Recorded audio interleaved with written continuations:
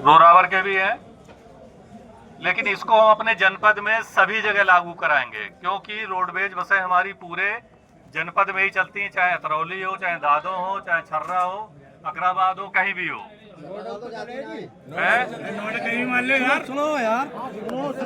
सुन लीजिए, रूट सभी तरफ है, मैंने देखा हुआ है, खुद बसें जाती हैं आपकी।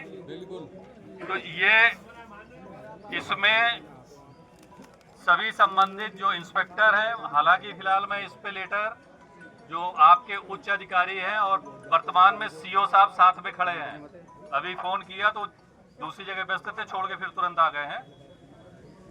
इसमें उच्च अधिकारियों को जो इनके पुलिस के हैं, कप्तान साहब को, उनको संज्ञानित कराया जाएगा कि वहाँ की तरफ से जो ड्यूटियां हैं या जो भी जरूरत पड़ती है, साथ में थाने की फोर्स रहेगी और ये आरटीओ साहब के यहाँ से भी रहेगा और आपके यहाँ से रोडवेज से एआरएम साहब आपके यहाँ से भी रहती है ना टीम।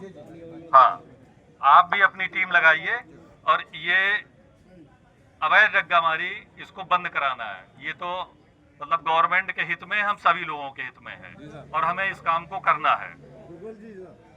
दूसरा बिंदु है चालक आबलिक परिचालकों की लोड फैक्टर एवं डीजल औसत में हो रही कटौतियों को बंद किया जाए एवं कम लोड फैक्टर में हो रहे स्थानांतरण को तत्काल रोका जाए। ये बिंदु आपने हमें लिख के दिया है, तो मैं अपनी तरफ से जो डीएम साहब की तरफ से लेटर लिख के जाएगा, आपके जो उच्च अधिकारी हैं, आरएम साहब या और उच्च अधिकारी हैं, उनको रिटर्न में भी भेजेंगे और फिलहाल आपके एआरएम साहब यहाँ मौजूद हैं। ये चीज आपकी, इस पे ध्यान दीजिए और इसको काम कराइए।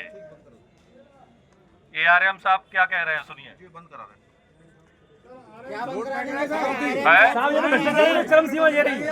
रुक जाइए रुक जाइए, वो तो सामने खड़े हैं इसलिए आपके पास तक आवाज पहुंचे, इसलिए मैंने उधर माइक लगाया, लेकिन जो हम लेटर लिखेंगे और इसमें बताएंगे भी। तीसरा बिंदु है कर्मचारियों के हो रहे अत्यधिक शोषण के कारण क्षेत्रीय प्रबंधक महोदय का तत्काल प्रभाव से स्थानांतरण कराया जाए। सर ये चाहते हैं, ये आप लोग चाहते हैं? अच्छा, हाथ उठाइए भाई, कौन चाहता है? सब चाहते हैं। ये सारे क्षेत्रीय प्रबंधक महोदयों के ये दवा बनाता है वहाँ से। ठीक है। ये आपने, हाँ, आप लोगों ने, सभी लोगों ने एक स्वर में हाथ उठा के इस चीज को कहा है। मैं ये चीज डीएम साहब को भी संज्ञानित करूंगा कि उच्च स्तर पे इस चीज को करवाएं। जी सर। चौथा बिंदु है शासनादेश के अनुसार कोई भी निजी बस अड्डा निगम बस स्टेशन से 1 किलोमीटर के अंदर नहीं होना चाहिए। जी सर। इसमें एआरएम साहब या जो भी आपका स्टाफ है, आपके संज्ञान में आए तुरंत बताइए। आप, हमारे यहाँ से सभी इंस्पेक्टरों से पहले भी बात हो चुकी है, अभी भी बताया जा चुका है। इसको हम पूरी कोशिश करेंगे कि ये 1 किलोमीटर के अंदर या जो भी शासनादेश है वो आप बताइए, और जो भी इसमें अवैध है या गलत है या आप लिखित में दीजिए तो एफआईआर भी कराएंगे और साथ साथ इसको हम बंद भी कराएंगे। जी सर। पांचवा है कर्मचारियों के साथ हो रहे सभी प्रकार के शोषण को बंद किया जाए। ये बहुत महत्वपूर्ण बात है कि शोषण हम अपने भाइयों का क्यों कर रहे हैं? शोषण तो होना ही नहीं चाहिए भाई।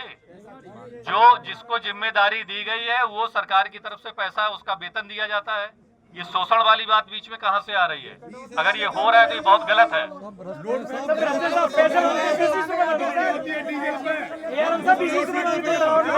अब आप कोई किसी को नहीं देंगे पैसा। रुकिए, आप किसी को भी पैसा नहीं देंगे।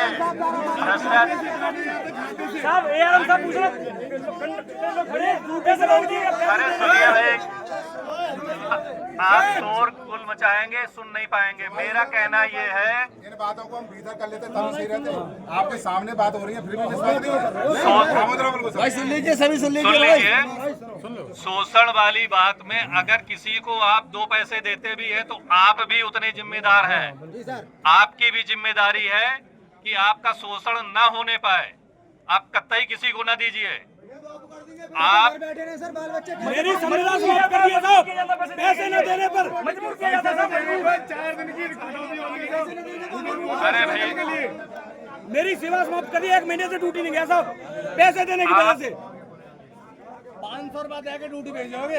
500 रुपया लेके भेजते। अरे भाई आप लोग पैसा देना बंद करिए ना, मैं मना कर रहा हूँ। नहीं साहब, ड्यूटी नहीं दे रहे साहब, 1 महीना हो गया। अपने बच्चों को कैसे पालूं? 1 महीना हो गया मुझे घर बैठे, 1 महीना हो गया साहब घर बैठे।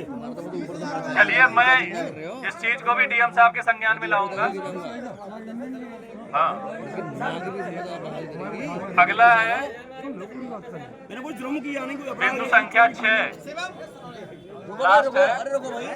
आज दिनांक 19/5/2025 को कर्मचारियों द्वारा किए गए कार्य बहिष्कार में किसी भी कार्मिक के विरुद्ध किसी भी प्रकार की कोई कार्रवाई न की जाएगी। नहीं की जाएगी।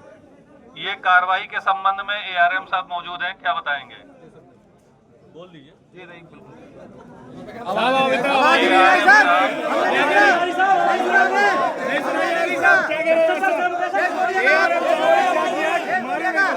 शांत रहिए।